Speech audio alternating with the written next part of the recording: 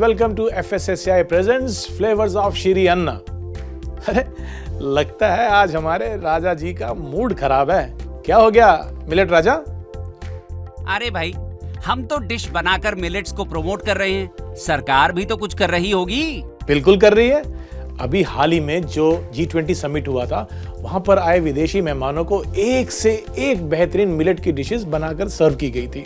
और इसके अलावा पार्लियामेंट की कैंटीन में मिलेट्स का मेन्यू बना दिया गया है। और कहते हैं कि बनारस में जो काशी विश्वनाथ मंदिर है, वहां पर भी अब यह तय किया गया है कि प्रसाद जो है वो मिलेट से बनाया जाएगा।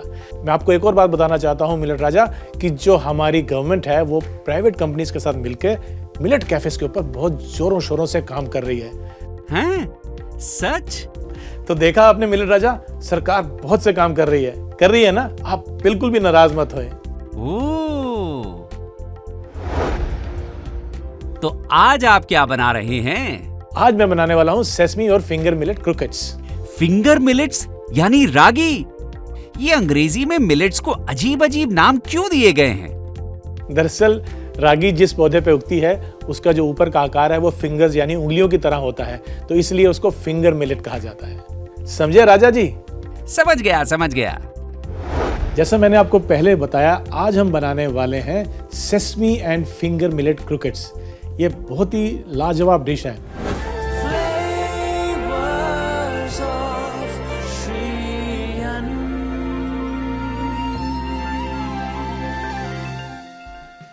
दरअसल क्रोकेट्स क्या होता है, ये एक तरह का सिलेंड्रिकल, चाहे वो वेज हो या नॉन वेज हो, एक सिलेंड्रिकल पीस होता है जिसको डीप फ्राई करके बनाया जाता है।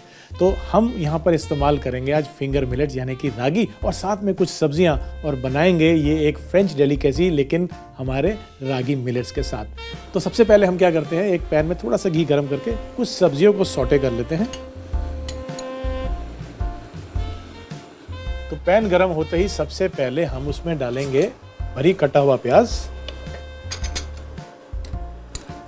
अगर आप प्याज नहीं खाते हैं तो इस रेसिपी में आप प्याज को छोड़ सकते हैं। इसे थोड़ा सा हम सौटे करेंगे। यहाँ पर सब्जियां हमने सिर्फ सौटे करनी है, ना कि पकानी है, ताकि उनका क्रंच भी रहे लेकिन हल्की सी वो नरम पड़ जाए।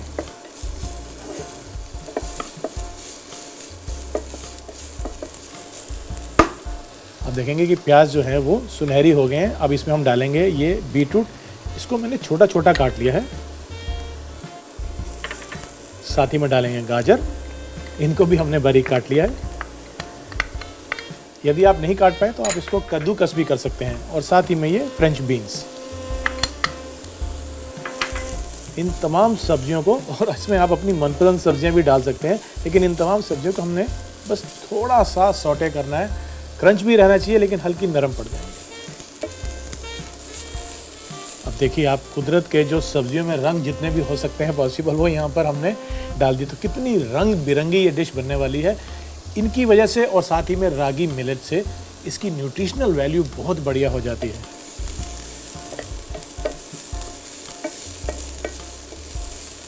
बस 1 से 2 मिनट हमने इसको सौटे किया और इसको हम हटा लेते हैं और यहाँ पे रख लेते हैं। अब दूसरे पैन में हम लेंगे देसी घी,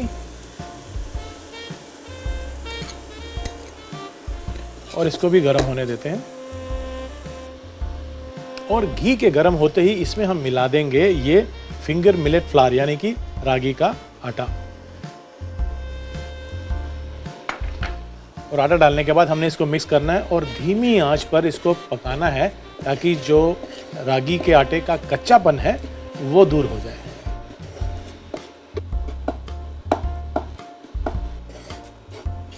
इसको 3 से 4 मिनट लगेंगे और ये भुनता भी जाएगा और धीरे धीरे इसका रंग भी थोड़ा डार्क होता जाएगा। इसका टेक्सचर भुनने के बाद थोड़ा बालू जैसा होता है, थोड़ा कोर्स, थोड़ा रफ रहता है। हमने इसको भून लिया है और एक महक सी जब आने लग जाती है, इसका कच्चापन जब दूर होता है, तो इसकी एक कैरेक्टरिस्टिक स्मेल जो होती है वो आना शुरू हो जाती है। लीजिए, रागी का जो आटा है वो अच्छे से भुन चुका है। अब इसमें जो सब्जियां हमने सौटे की थी वो इसमें मैं मिला लेता हूँ। ये सब्जियां जो कि अब थोड़ी सी नरम भी पड़ चुकी हैं, ये इनमें मिला लेते हैं।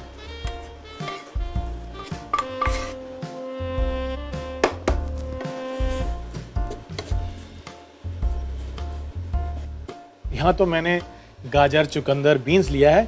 आप इसमें अपनी मनपसंद सब्जियां भी डाल सकते हैं और ये कलरफुल होता है, तो जब क्रोकेट्स बन के फ्राई होता है और इसको हम तोड़ते हैं बीच में से, तो ये बहुत ही रंगीन और बहुत ही कलरफुल लगता है। अब यहाँ पर मैंने आलू को उबाल के मैश किया हुआ है, वो भी इसमें मिला लेते हैं हम।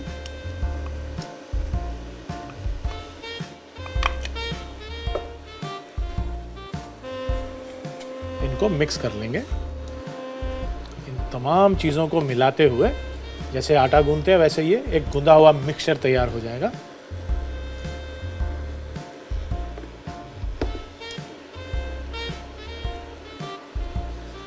तो चलिए, इसको मिलाने के बाद अब बारी आती है इसकी सीजनिंग करने की।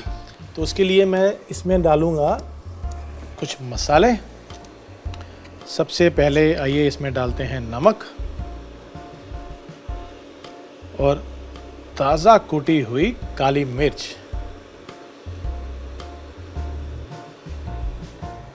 और यदि क्रोकेट्स के मिक्सचर में नटमेग यानी कि जायफल डाल दिया जाए तो इसकी खुशबू और बेहतर हो जाती है, पर चुटकी भर ही डालना है, ज़्यादा नहीं। तो इसमें हम डाल देंगे ये नटमेग और इसको फिर से एक बारी हम मिक्स कर लेंगे।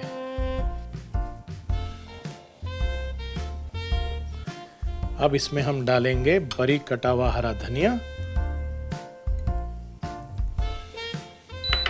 और हरी मिर्च। क्योंकि हमने काली मिर्च भी डाली है तो आप चाहें तो हरी मिर्च थोड़ी कम भी डाल सकते हैं। अब इनको मिक्स कर लेते हैं और एक बोल में निकाल लेते हैं ताकि ये मिक्सचर थोड़ा सा ठंडा हो जाए।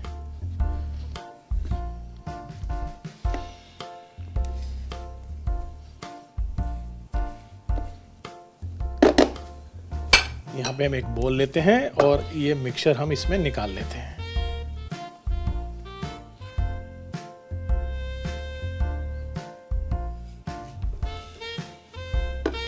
अब मैं यहाँ पर एक कढ़ाई रखता हूँ तेल की और इसमें मैं तेल गरम कर लेता हूँ। जब तक ये तेल गरम होता है, आइए हम क्रोकेट्स बना लेते हैं। मिक्सचर को अच्छे से पहले हमने मिक्स करना है और मिक्स होने के बाद इसके हमने छोटे छोटे गोले बना लेने हैं। तो इस तरह से हम एक पोर्शन लेंगे गोले का और उसको हाथों में सिलिंड्रिकल शेप देंगे हम, कुछ इस तरह से।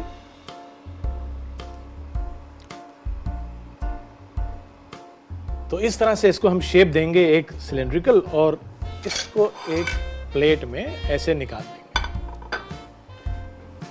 देखिए, हम जो मिलेट्स की डिशेस बना रहे हैं, तो मैं आपको बता दूं या याद दिला दूं कि मिलेट्स के बहुत फायदे हैं। अब मिलेट्स की जो फसल है, इसको उगाने से ही पोल्यूशन कम होती है, तो ये हमारे क्लाइमेट चेंज के लिए भी बेहतर है और हमारी फूड सिक्योरिटी के लिए भी बहुत बढ़िया चीज़ है। क्योंकि जो मिलेट्स है ना, ये किसी भी भूमि पे, जैसे कि जहाँ पानी कम हो, जहाँ थोड़ी सी जो भूमि है वो ज़्यादा उपजाऊ ना हो, वहाँ पर भी इसकी फसल उग जाती है। तो ये किसानों के बड़े हित में है। तो मिलेट की पैदावार में ही हमारी सबकी भलाई है। तो ये लीजिए, हमने मिलेट्स के क्रोकेट बना लिए हैं और ये है लास्ट क्रोकेट का पीस। इसको भी हम बना लेते हैं इस तरह से।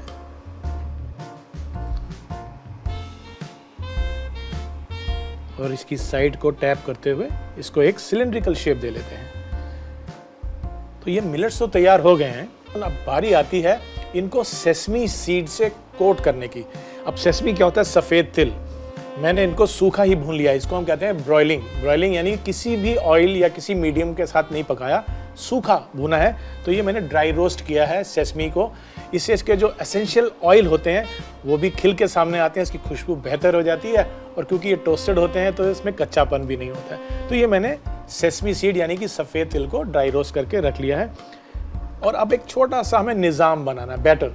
उस बैटर से हम इन क्रोकेट्स को कोट करेंगे और सेसमी सीड से, ब्रेड क्रम्ब से नहीं, सेसमी सीड से कोट करेंगे। उसके बाद हम इसको फ्राई करेंगे। जब बाइट खाते हैं ना क्रोकेट्स का, तमाम सब्जियां हैं, रागी मिलेट है, सेसमी है, पूछिए मत, लाजवाब, एकदम बढ़िया। तो आइए शुरू करते हैं, एक बैटर बना के इसको कोट करते हैं। बैटर हम बिल्कुल सिंपल रख रहे हैं। एक बोल में मैदा लेंगे और इसमें हम थोड़ा सा नमक मिला लेते हैं और बहुत ही सिंपल सा बैटर बना रहे हैं जिसमें बस मैदा और पानी ही है। नमक इसलिए ताकि जब कोटिंग हो तो उसमें फीकापन ना आए। तो ये हम इसमें पानी डाल लेते हैं और बिल्कुल गाढ़ा सा एक बैटर बना लेंगे।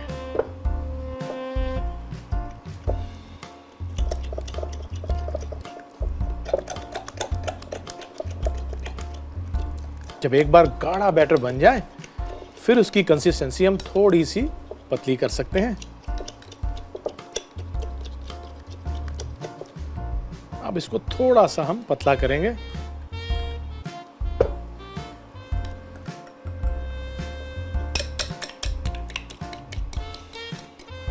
अब क्या करना है, हमने पहले लेना है बैटर, फिर लेने हैं ये क्रूकेट्स और फिर उसके बाद लेने हैं ये तिल जिसको हमने ड्राई रोस्ट करके रखा था। तो इन तिलों को हम इस प्लेट में डाल लेंगे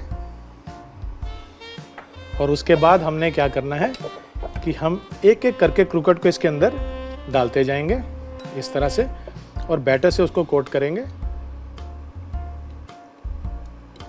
और कोट करने के बाद इस तरह से तिल में रोल कर लेंगे।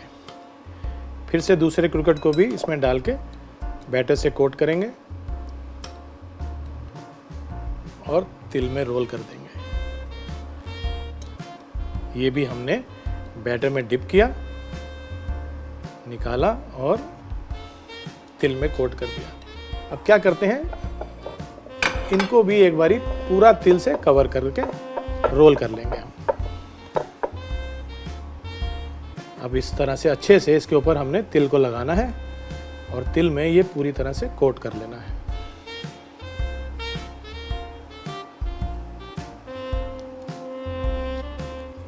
और इसी तरह से हम बाकी के जो क्रूकेट्स हैं उनको भी बैटर में डिप करके तिल से कोट कर लेंगे। कोट करने के बाद इसको अच्छे से सेट होने के लिए हमें इसको 10 से 15 मिनट फ्रिज में रख लेना चाहिए। उससे जो सेसमी है वो अच्छे से इसके ऊपर बाइंड हो जाते हैं और फ्राइंग के समय फिर वो छूटते कम हैं। तो इसको हम एक प्लेट में निकाल लेते हैं और फ्रिज में रखते हैं। तो लीजिए, क्रूकेट्स को मैं फ्रिज में से निकाल के ले आया हूँ। तेल तो हमारा गर्म है, तो आइए इसमें ये क्रूकेट्स डाल देते हैं और इसे सुनहरी होने तक फ्राई कर लेते हैं। इसमें हीट ज़्यादा नहीं होनी चाहिए क्योंकि सेसमी सीड नहीं तो जल्दी से कलर ले लेते हैं। धीमी आंच पे ही इसको हमने फ्राई करना है। और ये हमने इसमें सभी क्रूकेट्स को डाल दिया। इन्हें थोड़ा सा हिलाएंगे ताकि नीचे से ये कलर ना ले ले। क्रूकेट्स एक ऐसे बढ़िया स्नैक्स हैं कि ये वेजिटेरियन या नॉन वेजिटेरियन जैसा भी आप पसंद करते हो उस तरीके से इसको बना सकते हैं।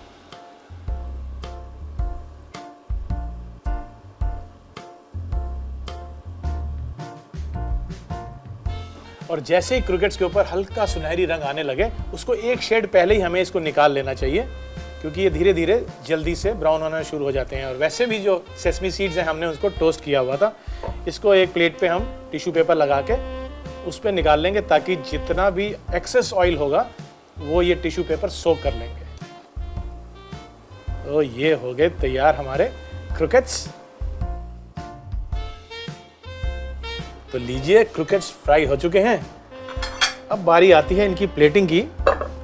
तो मैं इनकी प्लेटिंग भी कर लेता हूं और इनको अरेंज कर लेता हूं एक प्लेट में इस तरह से। और जब तक मैं इसकी प्लेटिंग करता हूं आप इसका एक रिकैप देख लीजिए क्योंकि अभी आपको ये बनाने हैं। मैं तो इनको खा के इसका मज़ा ले लूँगा, आपको इनका मज़ा लेने के लिए बनाना पड़ेगा। तो आप रिकैप देखिए, मैं प्लेटिंग तैयार करता हूँ। सेसेमे एंड फिंगर मिलेट क्रॉकेट्स बनाने के लिए सबसे पहले एक पैन में 1 चम्मच घी और बारीक कटा हुआ प्याज डालकर भून लें। प्याज सुनहरी होने पर इसमें बारीक कटा हुआ बीटरूट, गाजर, फ्रेंच बीन्स डाल के अच्छे से मिलाकर सौटे कर लें। अब दूसरे पैन में देसी घी डालकर गरम कर लें, फिर इसमें रागी का आटा डालकर भून लें। रागी भूनने के बाद इसमें सौटे वेजिटेबल्स डाल के मिला लें, फिर इसमें मैश्ड पोटैटो डालकर मिक्स कर लें। अब इसमें 1 चम्मच नमक, 2 चम्मच कुटी काली मिर्च, चुटकी भर जायफल डालकर मिला लें और इसमें बारीक कटा हुआ हरा धनिया और हरी मिर्च डाल के मिला लें और ठंडा होने के लिए एक बाउल में निकाल लें। अब एक कढ़ाई में तेल गरम कर लें, फिर मिक्सचर को अपनी मनपसंद शेप दें। एक बाउल में आधा कप मैदा, 2 चम्मच नमक और पानी डालकर बैटर बना लें। अब क्रॉकेट्स को पहले बैटर में डिप करके ड्राई रोस्टेड तिल से कोट कर लें और फिर सेटल होने के लिए फ्रीजर में रख दें।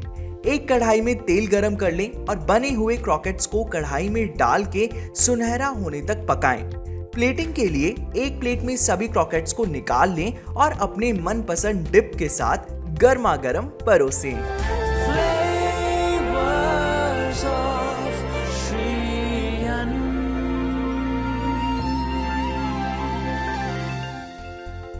वो कहते हैं ना कि बिना ज्ञान सब सून।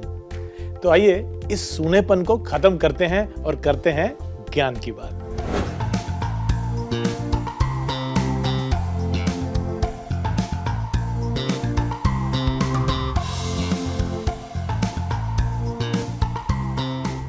मैं आपको एक बहुत ही काम की बात बताता हूं, वो भी पर्सनल तजुर्बे से। आपने अक्सर देखा होगा कि लोग वजन कम करने के लिए बहुत कुछ खाते हैं, फिर जिम भी जाते हैं। मैं आपको बताऊं एक राज की बात, ये सब करने की बिल्कुल ज़रूरत नहीं है। यदि आप रागी से बनी हुई डिशेस खाना शुरू कर देंगे तो आप देखेंगे कि आपका जो पेट है वो दिन भर भरा भरा सा रहेगा। तो ऐसे में क्या होता है कि हम खाना तो बहुत तरह का खा लेते हैं और शाम को जब हम अनहेल्दी स्नैकिंग कर लेते हैं, चाय के साथ कुछ तला हुआ खा लिया, तो वहाँ जितनी भी हमने वर्जिश करी है या डाइटिंग करी है वो सब फेल हो जाती है। रागी का बना हुआ खाना खाने से एटलीस्ट आपका पेट भरा भरा लगेगा और इस अनहेल्दी स्नैकिंग से आपको बिल्कुल छुटकारा मिल जाएगा। दूसरी चीज़ ये है कि ये जो रागी या कोई भी मिलेट होता है, इससे बना हुआ खाना खाने से आपकी अगर डायबिटीज़ हो तो उसमें भी काफ़ी मदद मिलती है। तो है ना ये काम की चीज़। तो आप एक काम कीजिए, छोड़ दीजिए ये सब गेहूँ और ज़्यादा से ज़्यादा राइस के ऊपर डिपेंड होना। आप अपना लीजिए मिलेट्स। आपने जैसे ही मिलेट अपनी डाइट में शामिल किया तो जिम भी नहीं जाना पड़ेगा, खुद ब खुद आपका वजन भी कम हो जाएगा। है ना ये ज्ञान की बात। FSSAI presents flavours of Shri अन्न में अब वक्त हो चला है एक ब्रेक का, एक छोटे से ब्रेक का। हम यूं गए और यूं आए, कहीं जाइएगा नहीं। मिलते हैं ब्रेक के बाद।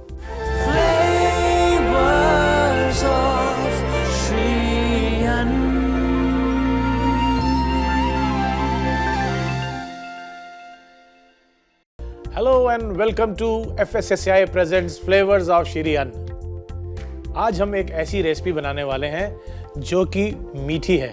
और मीठी इसलिए है कि जब भी कोई अच्छा काम करते हैं, खुशी का मौका होता है, कोई गुड न्यूज़ आती है, तो हम कहते हैं मुंह मीठा हो जाए।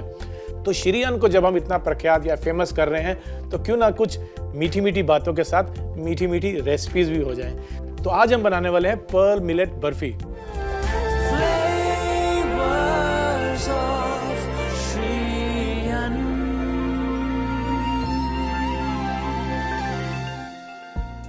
पर्ल, ये पर्ल मतलब मोती, मोतियों जैसे दिखने वाला बाजरा, उसके आटे से हम बनाएंगे बर्फी।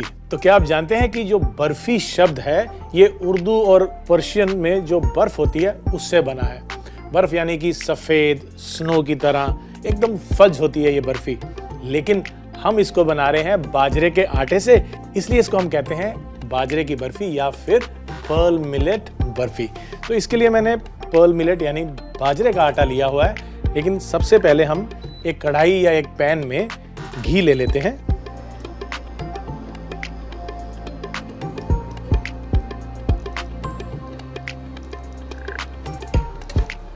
और घी के गर्म होते ही इसमें हम ये पर्ल मिलेट यानी कि बाजरे का आटा मिला देंगे।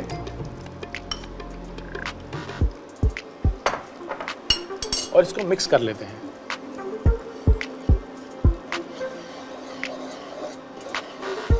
और मिक्स करने के बाद इसको धीमी आंच पर हमने पकाना है। हम इसको बाजरे के आटे से बना रहे हैं, आप चाहें तो इसको ज्वार के आटे से भी बना सकते हैं या फिर जो मिलेट आपको पसंद हो उसका इस्तेमाल करते हुए इसको बना सकते हैं। बर्फ़ी आमतौर पे मिल्क बेस्ड एक फज होती है, तो इसमें मिल्क प्रोडक्ट ज़रूर रहता है, तो हमने यहाँ पर खोए का इस्तेमाल करना है। इसको 4 से 5 मिनट लगते हैं, लेकिन धीमी आंच पे भूनने से इसका जो अरोमा है, जो खुशबू है, फ्रेग्रेंस जो है, वो किचन को महका देती है।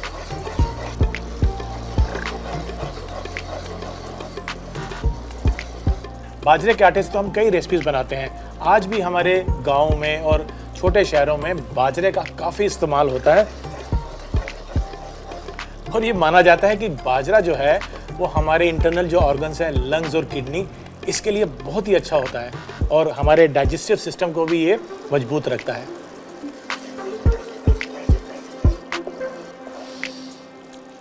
इसकी महक अब आना शुरू हो चुकी है और ये एक इंडिकेशन होता है कि जो हम भून रहे हैं, चाहे वो आटा हो, सूजी हो या फिर यहाँ बाजरे का आटा, अब ये धीरे धीरे कलर भी बदलता रहेगा और इसकी महक बता रही है कि ये तैयार होने वाला है।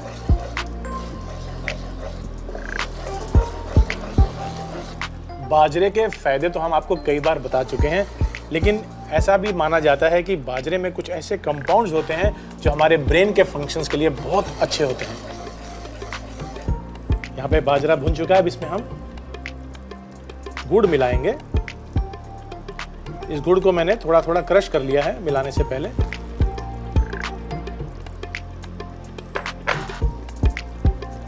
अब ये धीरे धीरे मेल्ट होता जाएगा। साथ ही में इसमें हम डाल देंगे ये खोया।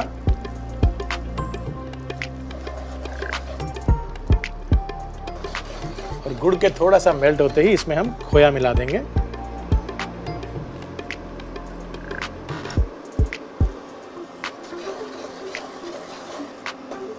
और इसको काफ़ी देर अब भूनना पड़ेगा ताकि ये मिक्सचर थोड़ा सा और गाढ़ा हो जाए और टाइट हो जाए। जब खोया अच्छे से मेल्ट हो जाएगा गुड़ के साथ मिलके, वो एकदम ऐसे स्मूथ सा टेक्सचर जब आ जाएगा, इसको 10 मिनट के करीब लगेगा, तब ये इंडिकेशन है कि अब ये तैयार हो चुका है और इसको हमने अब ट्रे में या थाली में डाल के सेट करना है। तो बंद करते हैं इंडक्शन को और मिक्सचर को हम ट्रांसफ़र कर लेते हैं एक ट्रे में या थाली में। मेरे पास ये ट्रे है, इसमें मैंने नीचे थोड़ा सा देसी घी लगा लिया है, तो ग्रीस कर लिया है और ये मिक्सचर मैं इसमें ट्रांसफ़र कर दूंगा।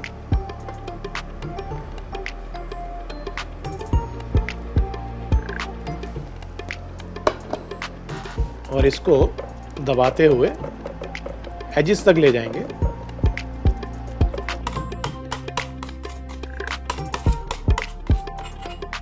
साइड्स को बराबर करते हुए एकदम समतल कर लेंगे इसको।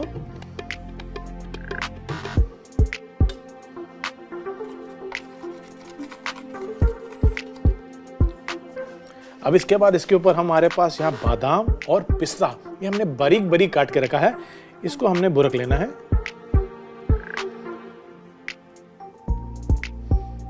और चारों तरफ हमने कवर कर लेना है बर्फी को इस बारीक कटे हुए नट्स के साथ। तो बस इसको अब सेट करने के बाद हमने जो नट्स डाले थे उसको भी हल्का हल्का टैप कर देते हैं ताकि वो भी इसमें अच्छे से सेट हो जाएं, अंदर चले जाएं थोड़े से।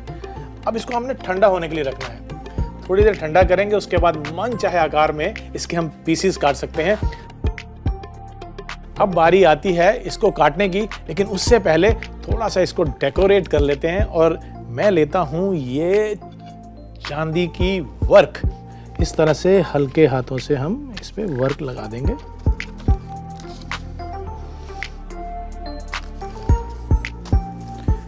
वर्क लगाने के बाद इसको हम पीसेस में काट लेते हैं इस चाकू की मदद से। यहां से हम सीधी लाइन पहले लेंगे, ये लीजिए हमने एक और लाइन, और इसी तरह से हम अब इसको घुमा के हम चकोर या डायमंड शेप जैसे भी हम काटना चाहें काट सकते हैं।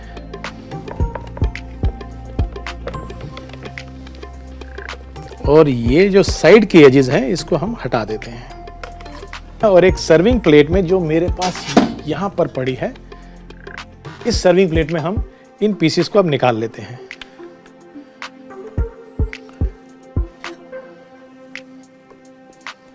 और इसी तरह से मैं इसको अरेंज कर लेता हूं, थोड़ा डायगोनल लगाते हुए।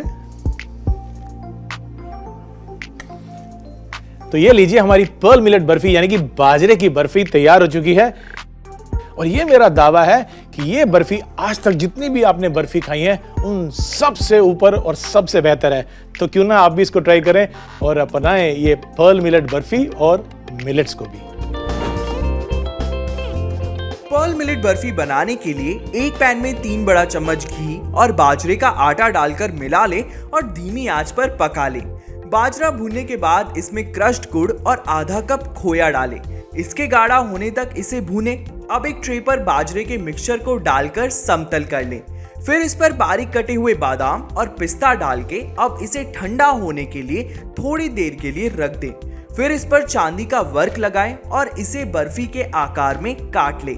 प्लेटिंग के लिए एक प्लेट में बर्फी के पीसेस रख के परोसें।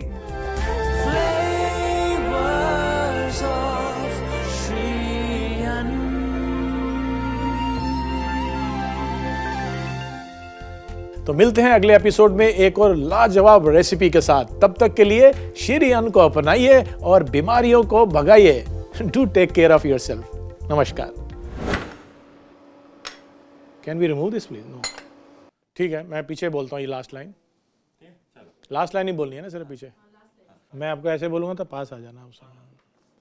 तो इस तरह से हल्के हाथों से हम उड़ रहा है। नहीं तो यहीं से अच्छा ठीक है, दोबारा लेते हैं जी।